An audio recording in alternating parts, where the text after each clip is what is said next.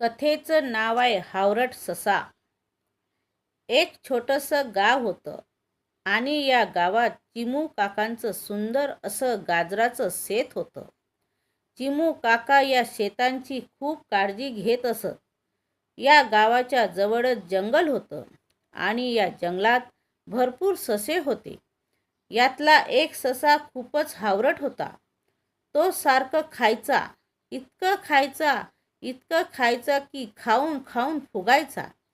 एकदा हा हावरट ससा इतर सशांना म्हणाला, "ससोबे, चला चिमू काकांच्या जंगलात गोड गोड गाजर आली येत, थोडीफार खाऊन येऊ."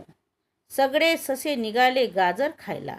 जसे शेतात पोचले तसे गाजरावर तुटून पडले. हावरट ससा तर थांबेनाच. एवढ्यात चिमू काकाने बघितले आणि ते काठी घेऊन मागे लागले. सगळे ससे पळाले, पण हा हावरट ससा उठेनाच. गाजर खाऊन खाऊन नुसता फुगला होता. सगळे ससे उड्या मारत जंगलात पोहोचू लागले. हावरट ससा प्रयत्न करतोय, पण त्याला काही जोरात धावता येईना. चिमू काकांनी जोरात काठी फेकली आणि हावरट सशाला लागलं. उई उई करत तो पुन्हा धावून लागला. पण आता त्याने इतकं खाल्लं होतं की त्याला पडता येईना. शेवटी तो झाडाखाली बसला आणि चिमू काकांना म्हणाला, "थांबा थांबा, माफ करा. मी पुन्हा चोरून गाजर खाणार नाही आणि जेवढी भूक असेल तेवढेच खाईन."